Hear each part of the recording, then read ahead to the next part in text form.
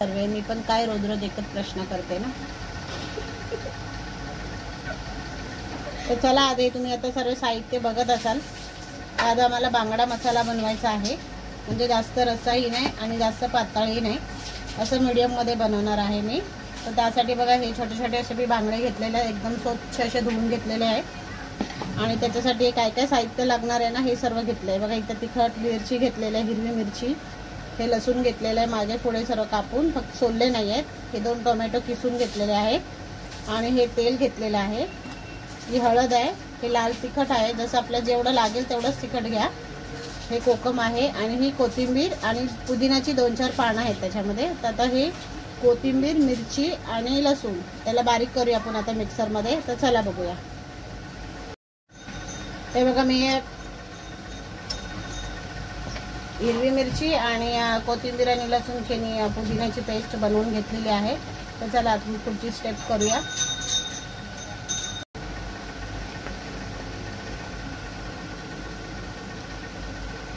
हे बघा हे आता बांगडे आपण घेतलेले आहे त्याच्यामध्ये आता हे मी हे बघा टोमॅटो किसलेले टाकते. आपल्याला ना फोडणी नाही द्यायची आहे, असंच शिजवायचं आहे. आता हे ना तेल टाकते. एक फोडणीला कसं तेल टाका तेवढ्या हिशोबाने तसं तेल टाका तुम्ही तुमच्या अंदाजाने. आता याच्यामध्ये कोकम टाकत आहे. हे लाल तिखट टाकते.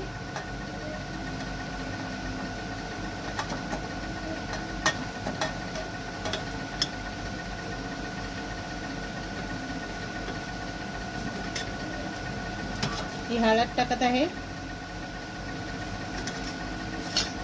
पूर्ण असं पुसून टाकूया ताट. सर्व थोडे चिपकले आहे ताटाला.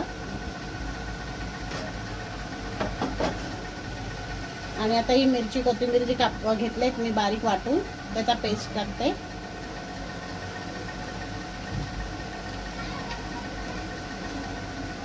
पूर्ण मिक्सर पण धुवून जरा टाकते थोडंसं पाणी.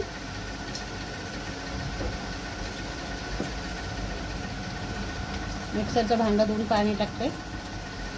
आता आपल्याला ह्याच्यामध्ये चवीनुसार मीठ टाकायचं आहे. चवीनुसार आता आपल्याला ह्याच्यामध्ये मीठ मिक्स करायचं आहे.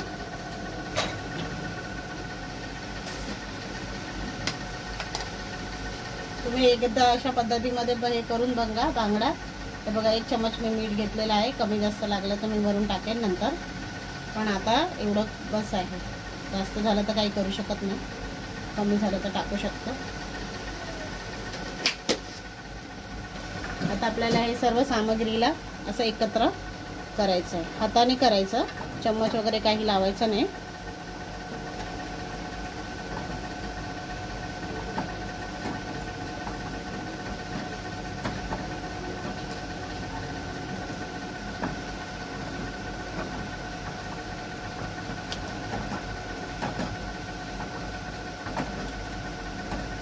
व्यवस्थित असं सर्व करून घ्यायचं. टोमॅटो ऑप्शनल आहे, तुम्ही टाकायचं असेल तर टाकू शकता. तुम्हाला नसेल आवडत तर नका टाकू. मला आवडतं म्हणून मी टाकलंय.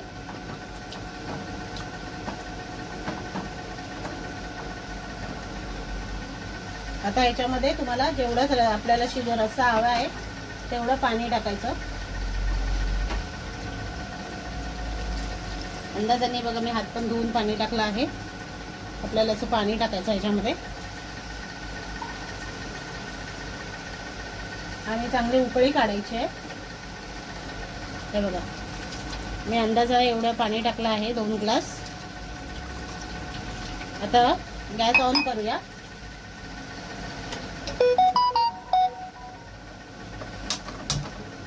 गॅस ऑन केलेली आहे. आता याच्यावरती झाकण ठेवायचं आहे. झाकण ठेवून आहे ना 1 उकळी काढायची आपल्याला.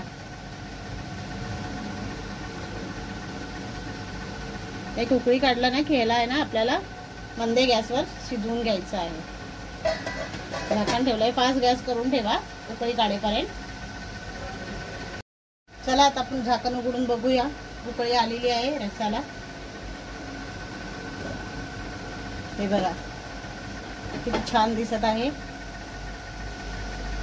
आणि एवढा सुगंध सुटलाय ना, तुम्हाला काय सांगू. किती छान. बघा, जास्त हलवू नका ह्याला.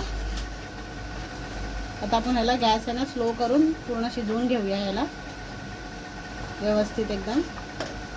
आता जास्त वेळ लागत नाही शिजायला. हे बघा, याचा रस्सा बघू शकता तुम्ही.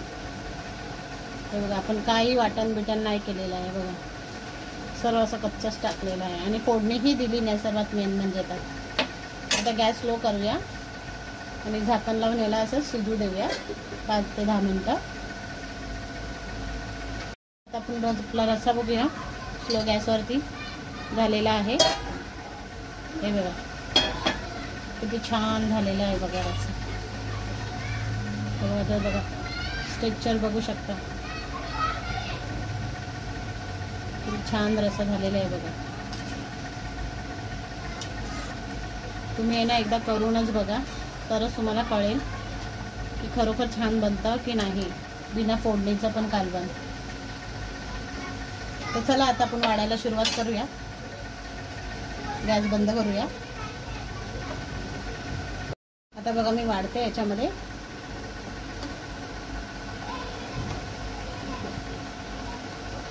भात पण एकदम असं गरम गरम आहे.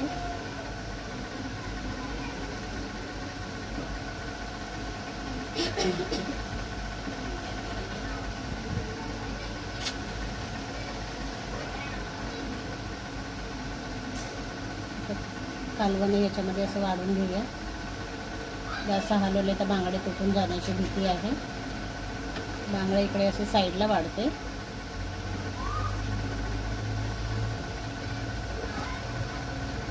आणि रस्सा आहे ना असा भातावर टाक.